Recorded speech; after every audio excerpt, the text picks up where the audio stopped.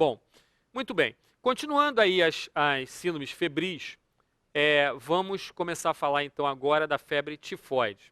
Nós saímos das duas síndromes febris relacionadas à doença viral. A gente andou falando então dos flavivírus e agora nós vamos direto para a salmonela tifo da febre tifoide. Qual é a grande abordagem, qual é a grande diferença? Primeiro, a salmonela tifo, a gente vai ter uma infestação, uma infecção direta na nossa cavidade oral. Ela é fecal-oral, ou seja, você vai ter na água, nos alimentos, o acometimento por um grande volume de bactérias, de salmonelas, e aí, claro, dependendo também do volume de bactérias e da sua capacidade de produção de ácido clorídrico, que parece ser um fator importante para prevenir a doença, o doente que apresenta hipocloridria ou acloridria, ele fica com mais chance de apresentar a contaminação, de ser infectado pela salmonela tifo. A salmonela, de uma certa forma, apesar de ser transmitida pela água, nos eventos em que você tem um aumento das chuvas, o aumento das águas, ela tende a ficar diluída. Então, o que acontece é que, do ponto de vista de salmonela tifo, você precisa ter um inóculo bastante grande para que essas bactérias consigam atingir o tubo digestivo e fazerem o efeito, e fazerem a invasão que habitualmente essas bactérias fazem, que é exatamente na placa de Peyer. Por quê? Elas procuram o nosso sistema imunológico, o nosso sistema de proteção, geralmente linfonodal, e aí as placas de Peyer são o primeiro sistema de estrutura, eu diria, de reação imunológica que elas encontram. Então elas tendem a começar a infectar o organismo por ali. Então elas infiltram a placa de Peyer no intestino e ali se localizam. Por quê? Porque elas estão ali tentando ser combatidas pelo nosso sistema de defesa do tubo digestivo. E aí se localiza uma grande quantidade de bactérias nessa região, na placa de Peyer, que é exatamente no final do íleo, né? No final do intestino delgado. Bom, basicamente a transmissão é dessa forma, se dá pela ingestão oral de grande inóculo de salmonela. Bom, e como é que acontece essa invasão epitelial? Como é que acontece essa localização na placa de Peyer? Essas bactérias, então, como eu já disse anteriormente, elas acabam caindo no tubo digestivo, naquele indivíduo que, claro, fez uma grande ingestão do inóculo e que, de uma certa forma, não foi capaz, se ele tivesse, claro, uma grande proteção clorídrica do nosso ácido clorídrico do estômago, não foi capaz de tê-lo. É um doente que geralmente tem hipocloridria por qualquer motivo, então essas bactérias conseguem ultrapassar a acidez, o pH ácido do nosso estômago e cair, então, no tubo digestivo e são fagocitados pelos macrófagos na região da placa de Peyer, onde essas bactérias, então, começam a se proliferar.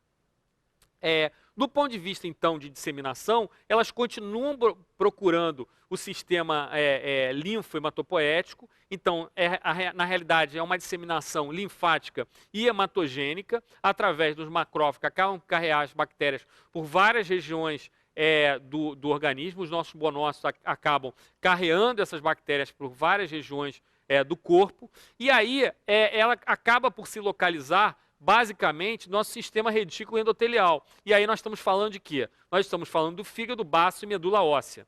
Então, a bactéria é extremamente interinvasora e extremamente virulenta do ponto de vista prático, do ponto de vista de infestação e de infecção. Ela acaba por disseminar pelo sistema linfático e hematogênico carregado pelos nossos próprios monócitos para regiões de fundamental importância do ponto de vista linfohematopoético, do nosso sistema retículo endotelial. Bom, e o que é que isso gera? Na realidade, na primeira semana, a gente tem o que a gente chama de fase bacteriêmica, ou seja, essas bactérias se disseminam por todo o corpo. Do ponto de vista prático, na segunda e terceira semana, nós temos a nossa fase de reação, a nossa fase hiperreativa. E nesse momento, nós temos situações de gravidade. Ou seja, a primeira semana é basicamente a disseminação da bactéria, a bacteremia com febre, com todos os sinais e sintomas que a gente disse anteriormente. Na segunda e terceira fases, nas semanas, a gente tem essa fase hiperreativa, ou seja, a tentativa do nosso sistema imune de controlar essa hiperinfecção, essa infecção pela salmonela tifo. Na quarta semana, a gente tem, então, o quadro de convalescência e de cura da doença, dependendo, claro, da resposta e do tratamento que for feito. Bom, então a primeira semana é aquilo que eu disse. As manifestações de sintomas são clássicas, uma febre contínua. Você pode ter também o sinal de Fagê, que é aquela dissociação entre a temperatura e a frequência cardíaca, que, como eu disse, é mais comum na febre amarela. Você tem o sinal de Fagê em torno de 20%. O doente vai ter astenia importante, cefaleia e, por incrível que pareça, diferente das outras salmonelas, a salmonela tif, a febre tifoide, pode cursar nessa primeira semana até com constipação, diante do quadro de edema na região da placa de Peyer, dificultando o trânsito digestivo. Então, não confundir com as outras salmoneloses, né, que costumam cursar com diarreia. Então, na nossa fase, na primeira semana, nessa duração da fase bacteriêmica, em que o doente está francamente toxêmico, está francamente com febre, febre alta, esse doente apresenta cefaleia, astenia e constipação por causa desse ataque no nosso sistema linfo-hematopoético na placa de Peyer, causando aí uma dificuldade de evolução do trânsito intestinal e até uma certa constipação. Na segunda e terceira semanas, nós estamos diante de uma fase hiperreativa. Há uma piora, então, da febre. O doente pode apresentar uma dor abdominal em fossa ilíaca direita, já pode, então, apresentar também, nesse caso, diarreia, passou daquela fase bacteriêmica.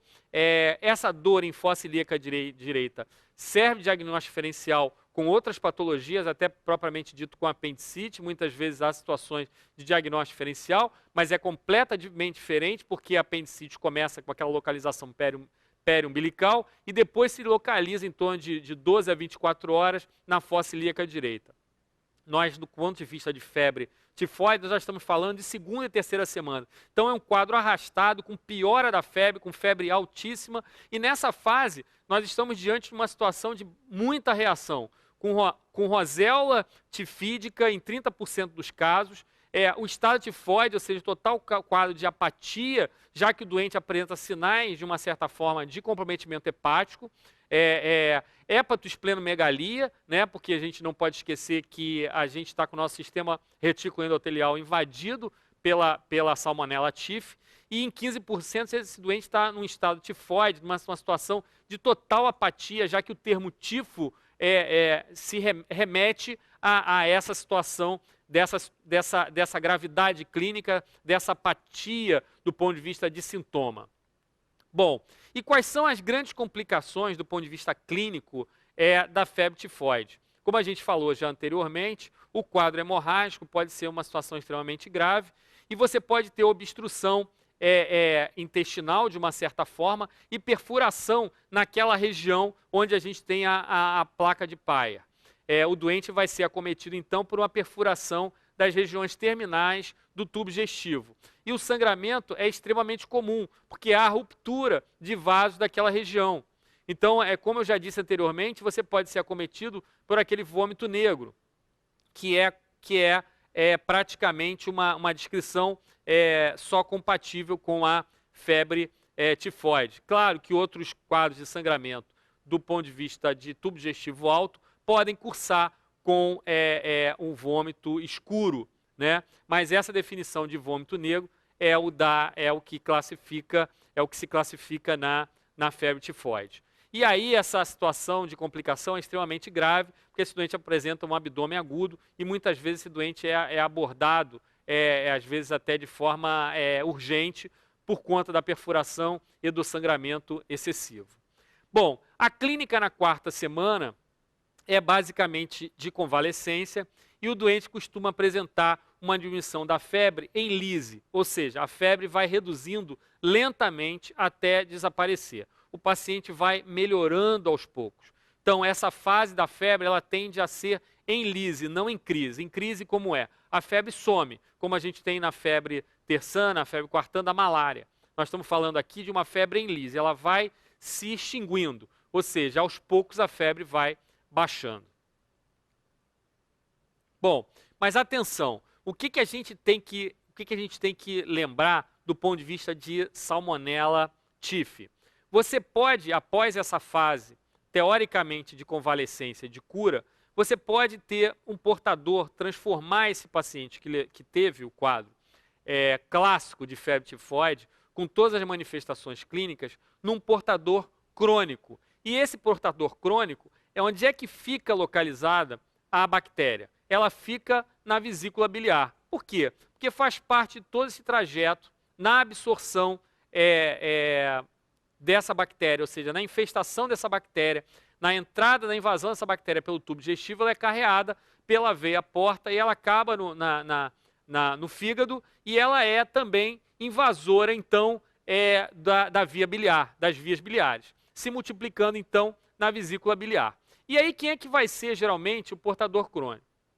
Mulheres lactentes e doentes que tenham a via biliar alterada. Ou ainda, nos doentes que tenham infestação pelo xistossoma hematóbio, parece haver uma correlação direta, porque a bactéria aí se localiza, junto com o xistossoma hematóbio. Então, o que é que deve se lembrar com relação ao portador crônico, que passa a ser a pessoa que vai, de uma certa forma, disseminar a infecção pela Salmonella Typhi. Então, aí, as mulheres, por exemplo, no caso de uma cozinheira que tenha essa bactéria, ela vai continuar sempre eliminando, de alguma forma, a bactéria nas fezes, já que você vai ter eliminação de bile no tubo digestivo e ela vai estar sempre eliminando a Salmonella Typhi nas suas fezes. E aí podendo contaminar as suas mãos e contaminar alimentos, contaminar a água ou até contaminar a pessoa diretamente, dependendo da forma com que isso acontece. Ou seja, haver uma relação direta entre a infestação de outras pessoas com aquela pessoa que é portadora crônica da Salmonella Typhi. Bom, e como é feito então o diagnóstico? Quer dizer, basicamente eu já falei anteriormente, no momento inicial, apesar da gravidade, o doente pode ter um clássico desvio para a esquerda, como qualquer outra bactéria, né? Uma leucocitose com desvio para a esquerda, porém, contudo, todavia, pela doença ser tão grave, muitas vezes não chega a ter uma leucocitose tão importante, mas você tem um leve desvio para a esquerda. E você pode ter uma linfomonocitose relativa, pelo quadro, de uma forma geral, inflamatório, já que essa patologia acaba por procurar acometer o nosso sistema retículo endotelial, e aí os nossos monócitos acabam carreando essas bactérias e fazendo uma linfomonocitose relativa. O VHS é normal e é claro que com um acometimento importante de todo o organismo e principalmente do ponto de vista hepático, a gente vai ter aumento das enzimas pela lesão direta ao hepatócito. Então nós teremos TGO e TGP e CPK aumentadas por conta da invasão dos hepatócitos de vários tecidos do corpo. Bom, como é que a gente faz o diagnóstico do ponto de vista prático dessa bactéria? Através de hemocultura da bactéria, ou seja, você vai fazer a coleta do sangue, vai fazer a cultura, e em torno de 75% a 90% a gente consegue localizar essa bactéria na hemocultura. Na coprocultura, em torno de 40% a 60%, mas na mielocultura, em torno de 90%. E como é que é feito isso? Você vai fazer a punção da medula óssea e você vai coletar, então, e mandar para a cultura, e você tem aí uma sensibilidade em torno de 90%, já que a gente sabe que a bactéria invade o nosso sistema linfohematopoético, ou seja, o sistema retículo endotelial, como eu já falei, fígado, baço e medula óssea. Então, na medula, você consegue um aproveitamento de cultura em torno de 90%. Muito bem. E qual é, então, o tratamento da Salmonella Typhi, da febre tifoide? O Ministério da Saúde, do ponto de vista de controle e de custo populacional, ele acaba por indicar o cloranfenicol como tratamento na nossa população. Claro que lembrando que o cloranfenicol é uma droga que pode causar aplasia de medula irreversível. Apesar de ser uma droga barata, os americanos, claro, não utilizam, e no Harrison a ceftriaxona e a ciprofloxacina, que servem de tratamento do ponto de vista do modelo americano. Então, no Brasil, o cloranfenicol é colocado como droga para tratamento da Salmonella Typhi, porém, do ponto de vista da América do Norte, as drogas de uso são a ceftriaxona e a ciprofloxacina. Bom, do ponto de vista de evolução clínica, o doente tendo a evolução de piora com choque e alteração do nível de consciência pela situação grave do ponto de vista inflamatório, o uso de corticoide é fundamental, e aí o corticoide utilizado é a dexametasona. É claro que aí numa evolução um pouco mais difícil relacionado a essa resposta toda inflamatória, essa resposta todo o nosso sistema imunológico, e levando a essas alterações de choque por extravasamento de líquido e tal, por esse processo inflamatório. E aí a droga de escolha nesse momento é a dexametasona como corticoide. Na prática, o portador crônico deve ser também tratado, ou seja, uma vez feito o diagnóstico na coprocultura que esse doente apresenta, é portador da salmonela TIF, ele deve ser tratado ou com amoxicilina ou com ciprofloxacina para que se consiga atingir aí a nossa via biliar. São esquemas antibióticos que conseguem atingir níveis interessantes, níveis terapêuticos em via biliar, então a amoxicilina e a ciprofloxacina como drogas de tratamento do portador crônico. Bom, e aí o que a gente tem além disso? A gente tem uma vacina pouco imunogênica e sem indicação na prática clínica, na rotina, de uma forma geral. Então, basicamente, o tratamento da salmonela TIF, ou seja, a profilaxia da salmonela TIF, é a lavagem das mãos e o tratamento dos portadores crônicos. Sempre a gente deve procurar, quando você tem um surto em algum grupo familiar ou em algum grupo específico, escolares, etc. e tal, a gente deve procurar quem manipula mais água e alimentos dessas pessoas. Ou seja, do ponto de vista domiciliar, sempre lembrar que a mãe pode ser a mulher que carrega e que é a portadora crônica dessa salmonela na sua via biliar e continua eliminando, de alguma forma ela acaba por contaminar os alimentos do restante da família. Então, toda vez que você tiver um quadro desse ambiente específico domiciliar, deve-se procurar quem manipula mais as pessoas ou manipula os alimentos. E também isso deve se lembrar do ponto de vista de merenda, escolar, enfim. As cozinheiras devem ser avaliadas se há um surto de salmonela em algum desses ambientes específicos. Então, basicamente, essa abordagem com relação à salmonela TIF, a febre tifoide.